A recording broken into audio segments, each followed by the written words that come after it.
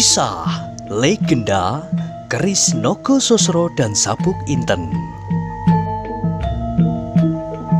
Sahabat Permata TV yang tercinta, pada kesempatan yang sangat baik ini kita masuk pada episode yang ke-85.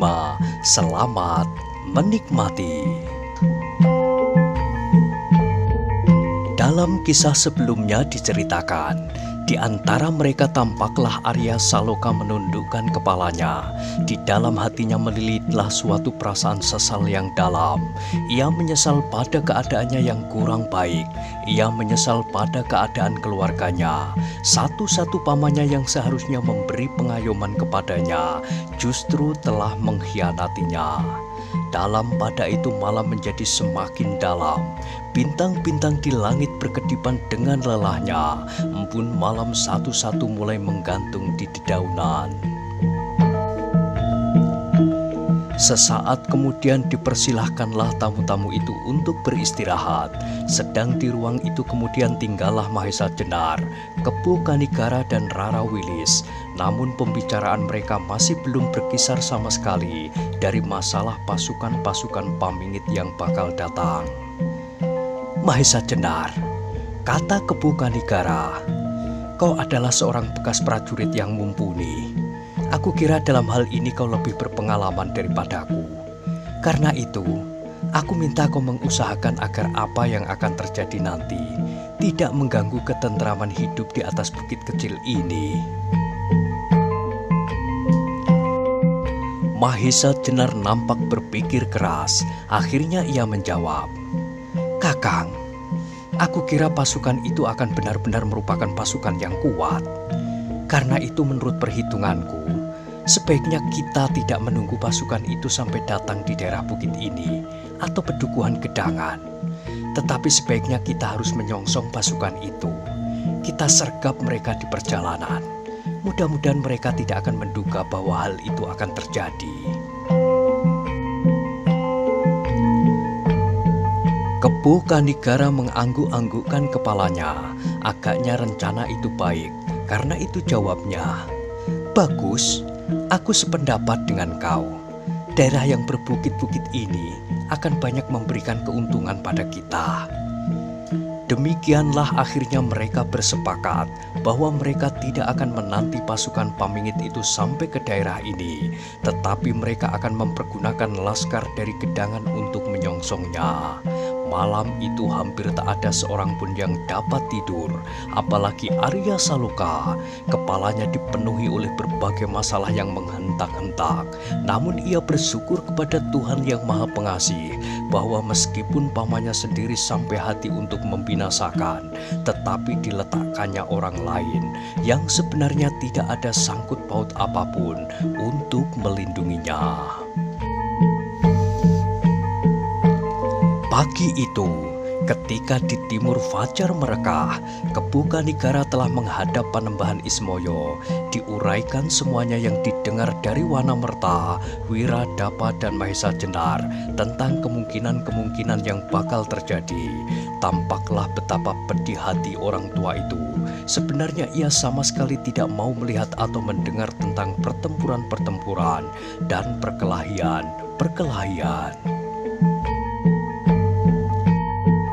Panembahan, Kepu Kanigara mencoba menjelaskan, apa yang akan kami lakukan adalah suatu usaha untuk menghindarkan pertumpahan darah yang dapat mengganggu ketentraman bukit kecil ini.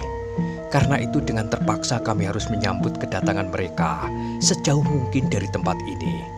Sebab kalau tidak, akibatnya akan tidak menyenangkan sekali. Jauh lebih tidak menyenangkan dari kedatangan rombongan yang kemarin mengepung bukit ini. Panembahan Ismoyo tidak dapat mengatasi keterangan Kepu Kanigara lagi. Karena itu katanya, terserahlah kepadamu Kanigara, tetapi janganlah menjadi kebiasaan bahwa sesuatu masalah harus diselesaikan dengan pertumpahan darah. Kepu Kanigara menundukkan kepala. Perkataan Panembahan Ismoyo itu merupakan suatu peringatan langsung kepadanya bahwa bagaimanapun juga Panembahan itu lebih senang apabila setiap persoalan dapat diselesaikan dengan musyawarah. Tetapi keadaan kali ini adalah sedemikian sukarnya untuk diatasi dengan jalan itu. Masalahnya adalah pertentangan kepentingan yang sama sekali berlawanan. Satu pihak ingin menelan suatu daerah yang sama sekali bukan haknya, sedang satu pihak yang lain ingin mempertahankan haknya atas daerah itu. Apapun alasannya kemudian, tetapi hakikatnya adalah perkembangan dari masalah itu juga. Demikianlah, maka mereka yang merasa berkepentingan segera mempersiapkan dirinya, baik jasmaniah maupun rohaniah. Mereka masing-masing telah membulatkan tekad untuk melawan kekuatan yang merupakan pengejauhan tahan dari keserakahan itu dengan mati-matian. Pagi hari itu juga, Wanamerta, Wiradapa, dan Mahesa Jenar dibawa menghadap Panembahan Ismoyo, kecuali untuk memperkenalkan diri, sekaligus mereka mohon pangestu untuk menjalani kewajiban luhurnya. Setelah mendapat beberapa petunjuk dan nasihat, segera mereka meninggalkan bukit kecil itu menuju ke Gedangan. Kepu Kanigara, Rara Wilis, Arya Saloka tidak ketinggalan. Bahkan Widuri pun tidak mau berpisah dengan ayahnya. Karena itu, ia pun ikut serta dalam rombongan kecil itu. Ketika mereka sampai di pedukuhan Gedangan, segera terjadilah kesibukan. Mahesa Jenar mulai mengatur segala persiapan yang diperlukan. Laskar Gedangan dibaginya dalam beberapa kelompok. Dalam waktu yang singkat, ia harus sudah dapat membentuk laskar itu menjadi laskar yang siap untuk bertempur melawan laskar yang mempunyai pengalaman luas dalam peperangan. Yang dapat membantunya dalam pembentukan dan persiapan itu hanyalah Kepu Kanigara dan Wanamerta. Sebab meskipun Rara Wilis dan Arya Saloka mempunyai ilmu yang cukup, namun mereka belum berpengalaman dalam gelar perang. Mereka hanya memiliki kemampuan dalam hal berkelahi, seorang lawan seorang. Meskipun demikian, Mahesa Jenar dapat memanfaatkan pula Arya Saloka. Dilatihnya anak itu untuk menjadi salah seorang pemimpin kelompok, sedang kelompok-kelompok yang lain diserahkannya kepada Wanamerta, Kepu Kanigara, dan dirinya sendiri. Pada hari kelima, sejak mereka mulai mengadakan persiapan-persiapan, datanglah seseorang berkuda ke pedukuhan itu. Ternyata orang itu adalah salah seorang yang ditugaskan oleh Wanamerta untuk mengamati gerak-gerik pasukan Pamingit. Menurut laporannya, pasukan Pamingit telah mulai bergerak. Mereka mengambil jalan selatan, lewat Gunung Tidar dan kemudian menyusur hutan-hutan yang tak begitu lebat di antara Gunung Sumbing dan Sindara, untuk kemudian sampai ke Wanasaba. Dari sana mereka menyusun Panjatan langsung dan menyebarkan orang-orangnya mencari Mahesa Jenar dan Arya Saloka. Mendengar laporan itu, Mahesa Jenar berpikir keras. Mereka harus mengusahakan agar pasukan dari Pamingit yang bergabung dengan gerombolan Gunung Tidar itu datang bersama-sama, supaya rencana penyergapan dapat berlangsung. Demikianlah sambil mencari jalan sebaik-baiknya untuk menjebak pasukan dari Pamingit itu, mereka dengan semangat yang menyala-nyala melatih diri, siang dan malam tak henti-hentinya. Di samping itu, setiap orang berusaha untuk meningkatkan kemampuan perseorangan pula. Tidak saja Laskar Gedangan, tetapi juga Arya Saloka, Rara Wilis, bahkan Mahesa Jenar sendiri. Mereka dalam waktu-waktu yang luang, betapapun sempitnya, selalu dipergunakan sebaik-baiknya. Pada hari yang ke-12, sekali lagi datang seorang berkuda. Orang itu juga salah seorang petugas Wanamerta. Ia datang dengan membawa laporan bahwa orang-orang Pamingit bersama-sama rombongan dari Gunung Tidar telah berada di sekitar Wanasaba. Bahkan mereka sudah bergeser lagi sedikit ke utara. Dari sana mereka berusaha untuk menyebar orang-orangnya di seluruh daerah pegunungan ini sampai ke daerah-daerah di sekitarnya. Sebab menurut mereka, usaha ini harus merupakan usaha yang terakhir. Arya Saloka harus dapat ditangkap hidup atau mati. Siapa yang ikut dalam rombongan itu? Tanya Mahesa Jenar. Sawung Sariti, Janda Simarudra, Jakasoka. Jelas orang itu. Juga Jakasoka? Tanya Mahesa Jenar kembali. Ya, agaknya ia pun merasa mempunyai kepentingan. Jawab orang itu. Mendengar keterangan itu meremanglah bulu-bulu kuduk Rara Wilis. Sekarang sebenarnya ia sudah tidak perlu takut lagi apabila ia harus berhadapan dengan orang itu sebagai lawan. Meskipun ia masih kalah pengalaman, namun setidak-tidaknya ia akan dapat menjaga dirinya. Meskipun demikian, apabila ia mendengar nama itu, tubuhnya terasa juga meremang, sebab ia sudah terlanjur ngeri mendengar nama itu. Orang lain lagi, desak Mahesa Jenar. Yang mengerikan di antaranya mereka, terdapat Simarudra tua dan Bugel Kaligi. Jawabnya, sudah kita duga sebelumnya, sahut Mahesa Jenar. Oleh keterangan-keterangan itu maka Mahesa Jenar harus menyesuaikan rencananya. Tetapi belum lagi ia dapat menemukan pemecahan yang baik. Tiba-tiba pada hari ke-15 datanglah seorang dengan keterangan yang mengejutkan. Katanya, sebuah rombongan kecil telah menyusur lambung Gunung Perahu menuju ke daerah ini juga. Mereka dipimpin langsung oleh sepasang uling dari Rawapening. Wana Merta mengerutkan keningnya. Dari wajahnya yang tua itu memancarlah api kemarahan tiada terhingga. Sungguh merupakan usaha gila-gilaan.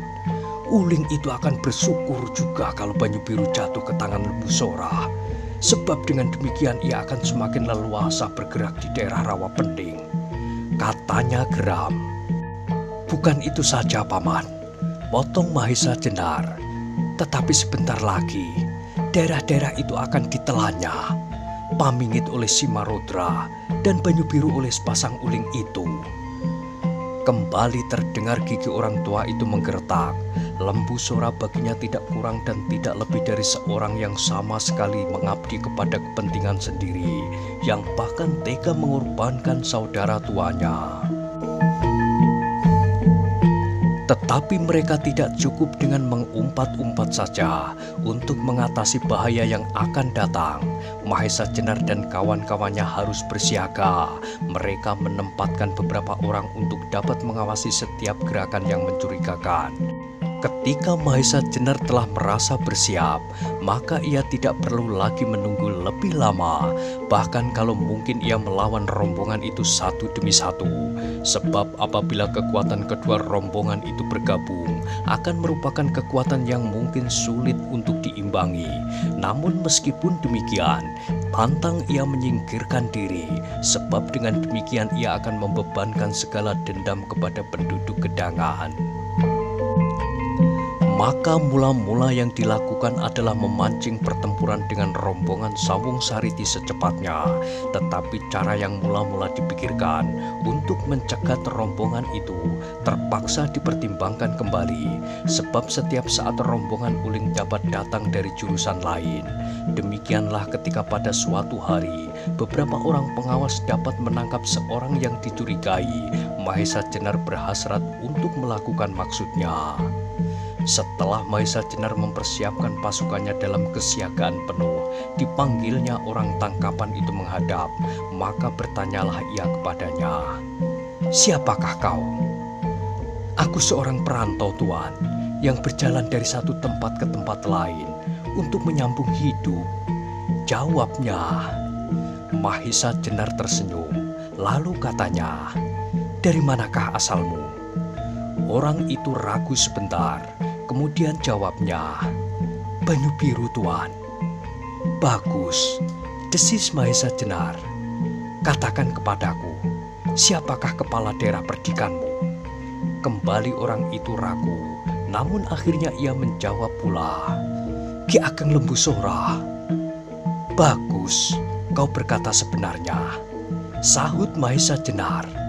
"Di mana sekarang Lembu Sora itu?" "Di Banyu Biru, Tuan," jawabnya. "Di mana anaknya?" desak Mahesa Jenar. Orang itu diam merenung, tampaklah wajahnya mulai gelisah. "Di mana?" bentak Mahesa Jenar. "Di Pamingit, Tuan," jawabnya. "Kau mulai tidak berkata yang sebenarnya," sahut Mahesa Jenar. "Aku akan mencoba memaksamu supaya kau tidak berkata demikian." Orang itu menjadi semakin gelisah, apalagi ketika tiba-tiba Mahesa Jenar meminta seseorang memanggil Wanamerta. Demikian Wanamerta muncul, mengalirlah keringat dingin di punggung orang itu. Sebagai seorang laskar Pamingit, ia pernah mengenal Wanamerta sebagai orang kedua di Banyu Biru yang harus selalu berhubungan dengan Ki Ageng Lembusora dalam hal pemerintahan, meskipun ada usaha-usaha untuk menyingkirkannya. Melihat orang itu, Wanamerta tersenyum. Ia pun sekali dua kali pernah melihat orang itu. Karena itu bertanyalah Wanamerta, "Aku mengucapkan selamat atas kedatanganmu, Kisanak." Keringat dingin di punggungnya menjadi semakin banyak mengalir. Ia sama sekali tidak menduga bahwa Wanamerta berada di tempat itu. Karena itu ia sama sekali tidak dapat menjawab sapanya, sehingga kembali terdengar Wanamerta meneruskan, "Aku sudah lama menunggu salah seorang sanak keluarga dari Pamingit yang sudah menengokku di sini. Sekarang agaknya ada juga yang datang, malahan agaknya dalam jumlah yang cukup banyak." Orang itu masih berdiam diri. Ia tidak tahu apa yang akan dikatakan, sebab agaknya Wanamerta telah mengetahui gerakan yang dilakukannya. "Kisanak," kata Mahesa Jenar kemudian, "kau tidak usah takut. Bukankah kau mendapat perintah untuk mencari Arya Saloka?" "Tidak, Tuan," jawab orang itu bergetar mencoba menutupi kesalahannya. "Jangan bohong. Aku tidak apa-apa. Bahkan aku akan membantumu. Katakan kepada pimpinanmu bahwa apa yang dicarinya masih ada di gedangan. Tidak usah ia mencari kemana-mana. Juga tidak usah ke Karang Tumaritis." Orang itu menjadi semakin bingung, apalagi dalam pada itu tiba-tiba dilihatnya Wanamerta menarik belati dari pinggangnya. "Ampun, ampun Tuan," teriak orang itu.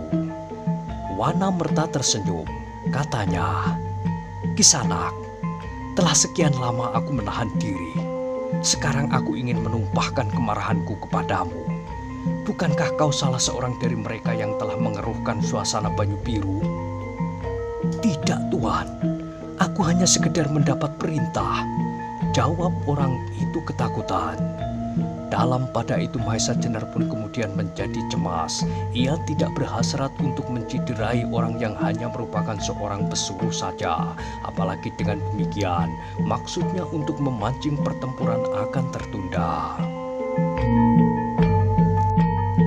Agaknya Wanamerta mengetahui perasaan Mahesa Jenar itu, maka katanya, "Jangan takut Kisanak, aku tidak akan membunuhmu, tetapi aku ingin membuat suatu kenang-kenangan padamu, bahkan suatu bukti bahwa kau telah melakukan kewajibanmu dengan baik." Sehabis berkata demikian, Wanamerta yang sudah tua itu meloncat dengan garangnya dan hampir tak dapat diikuti gerakannya. Tiba-tiba di dahi orang itu telah terdapat 2 goresan bersilang. Baru kemudian disusul oleh sebuah jeritan kesakitan. Dari luka itu mengalirlah darah yang merah segar. Mahesa Jenar sendiri terkejut melihat hal itu. Namun ia tidak dapat mencegahnya.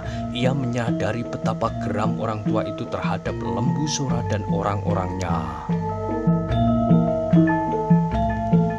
"Nah," kata Wanamerta kemudian, "pergilah, katakan kepada Sawung Sariti bahwa Arya Saloka dan Mahesa Jenar masih berada di gedangan.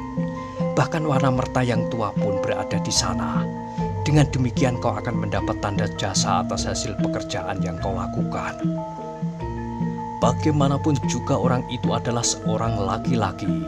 Karena itu ia menjadi tersinggung sekali atas perlakuan itu. Dihina terasa pedih sekali. Sedang darah yang mengucur dari luka itu telah membasahi baju serta kainnya, membuat gambaran-gambaran merah yang mengerikan. Tetapi dalam pada itu ia merasa bahwa ia tidak akan dapat melawan Wanamerta dan Mahesa Jenar. Maka yang dapat dilakukan kemudian hanyalah mengumpat habis-habisan. Tuan-tuan telah menghina aku. Ini berarti bahwa tuan-tuan telah menghina pimpinanku. Jangan tuan mengira bahwa tuan akan luput dari hukumannya. Tunggulah tuan, aku akan kembali sekali lagi dan menggoreskan silang ke dahi tuan.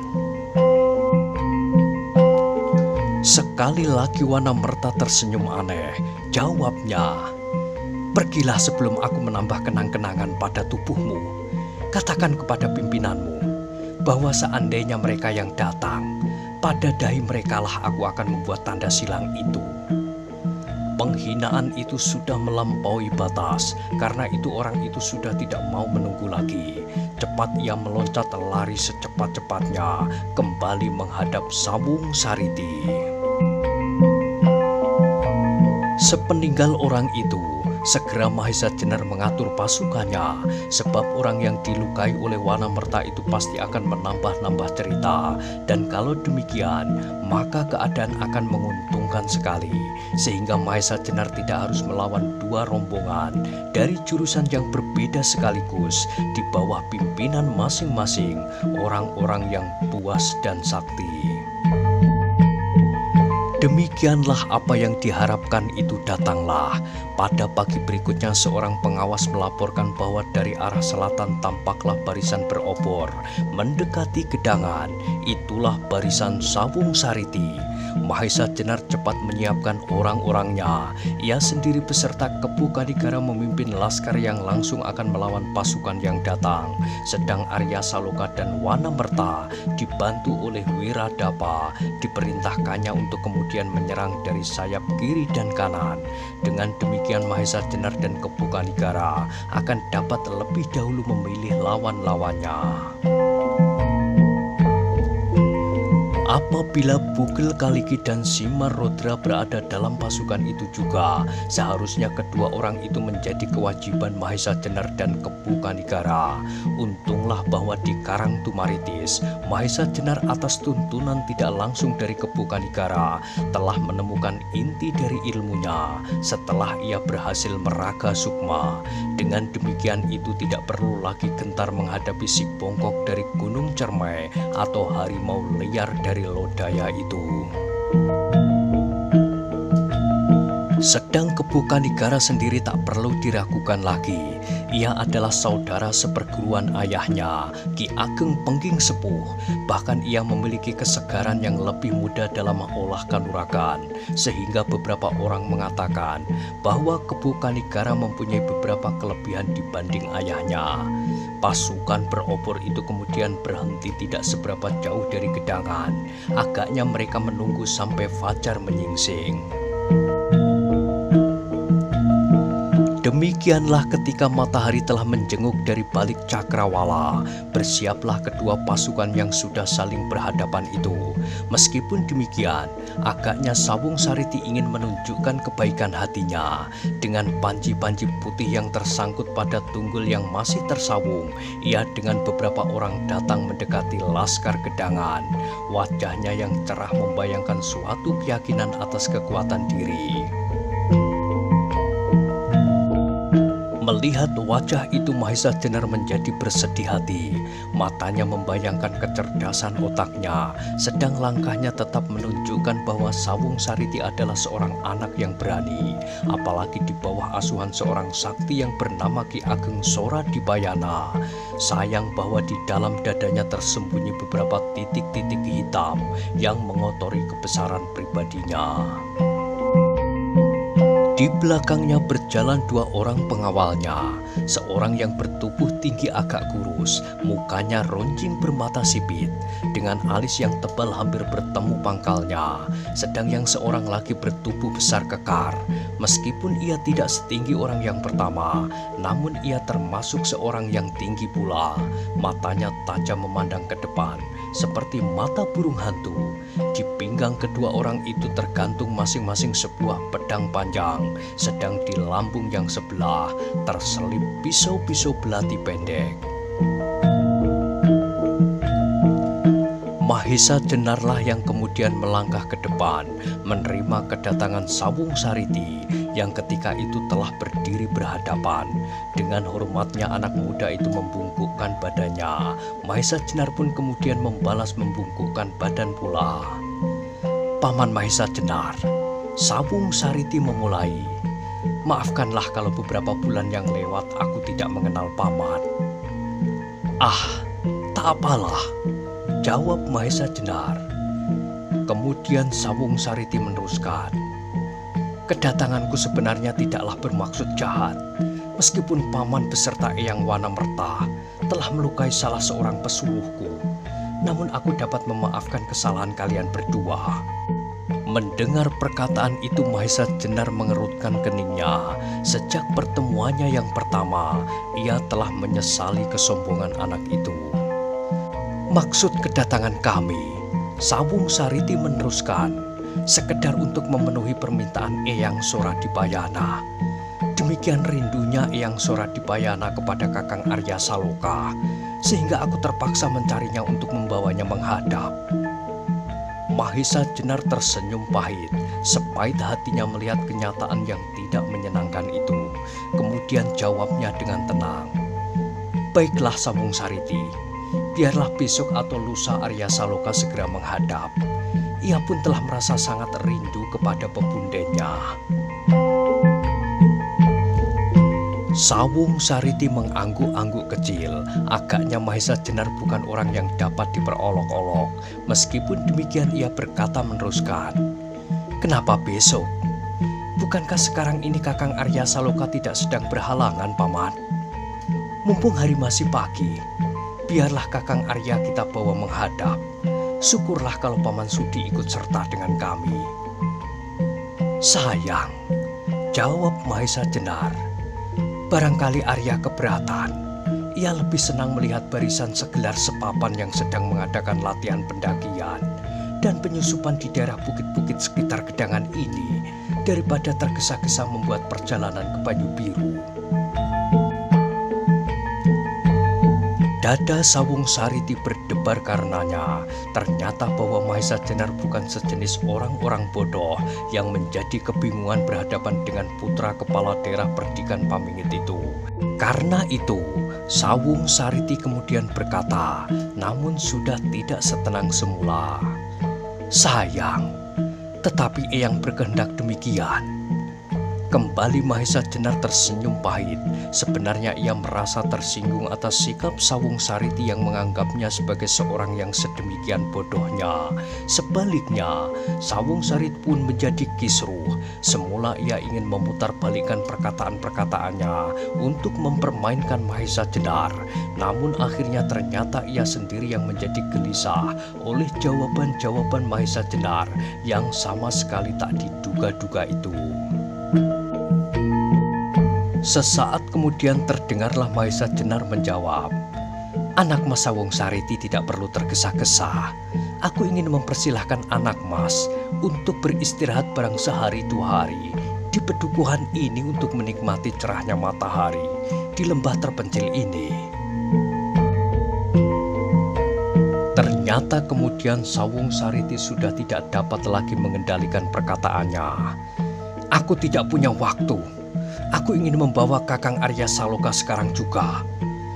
Mahesa Jenar tertawa pendek. Ia menjadi agak geli melihat anak yang sombong itu nampak jengkel. Jawabnya, tidak baik kau memaksanya Sawung Sariti. Baik atau tidak baik aku tidak peduli, bentak Sawung Sariti. Demikiankah yang diperintahkan eyangmu? Tanya Mahesa Jenar. Sawung Sariti yang tidak menduga mendapat pertanyaan yang demikian menjadi kebingungan. Beberapa saat kemudian barulah ia menjawab sekenanya. Aku tidak peduli apakah Eyang setuju dengan caraku ini atau tidak. Hal itu terserah kepadaku. Karena itu kau bawa pasukanmu bersama-sama dengan laskar dari Gunung Tidar? Sahut Mahesa Jenar. Sekali lagi Sawung Sariti kebingungan. Karena itu maka terasalah keringat dingin mengalir di punggungnya. Dengan tak disengajanya dilayangkanlah pandangan matanya kepada pasukannya yang berhenti tidak jauh dari tempatnya berdiri. Melihat pasukannya, ia jadi berbesar hati. Di antaranya terdapat orang-orang pilihan seperti Galunggung, orang yang dipercaya penuh oleh ayahnya untuk memimpin pasukan Pamingit yang berjumlah besar itu, Janda Simarodra dan Jakasoka. Dan yang lebih hebat lagi di dalam pasukannya itu pula, terdapat dua orang tokoh sakti yang jarang ada bandingnya, yang dendamnya setinggi gunung tersimpan di dalam dadanya. Simarodra dari Lodaya, yang baru saja kehilangan menantunya, dan Bugel Kaliki, si bongkok dari lembah Gunung Cerme. Oleh kebanggaannya itu timbul pulalah kesombongan Sawung Sariti. Katanya, "Paman, ketahuilah bahwa orang-orang semacam Simarodra tua dan Bugel Kaliki itu tunduk pada perintahku. Apakah kira-kira Paman Mahesa Jenar akan bersikap lain?" "Ah," desah Mahesa Jenar, "cerdik juga kau menggertak aku." Mendengar perkataan itu wajah Sawung Sariti menjadi merah. Orang-orang kebanggaannya itu agaknya dipandang rendah oleh Mahesa Jenar. Maka sambungnya ingin memberi penjelasan lebih banyak. "Paman, belumkah Paman mendengar nama-nama Simarodra dari Lodaya dan Bugel Kaliki dari Gunung Cerme?" Mahesa Jenar kemudian tertawa. Sengaja ia tertawa panjang. Katanya, "Sawung Sariti, sudah siapkah pasukanmu? Jangan berbicara seperti berbicara dengan orang-orang Pamingit yang bodoh. Aku bukan anak-anak lagi. Kau sekarang berbicara dengan seorang tua, setua ayahmu Lembu Sora." Sekali lagi warna merah menyirat di wajah Sawung Sariti, karena saja ia belum pernah mendengar tentang Mahesa Jenar yang pernah mendapat gelar Rangga Toh Jaya itu. Ingin ia menghancurkan kepalanya saat itu juga, tetapi terhadap Mahesa Jenar ia tidak berani berbuat demikian. Namun di dalam hatinya ia berjanji bahwa ia ingin membunuh orang ini dengan tangannya. Ia telah minta Simarodra tua dan Bugel Kaliki untuk menangkapnya hidup-hidup di samping saudara sepupunya Arya Saloka. Nah, bagaimanakah kisah selanjutnya? Silahkan ikuti terus kisah legenda Keris Nogososro dan Sabuk Inten pada episode berikutnya. Sampai jumpa.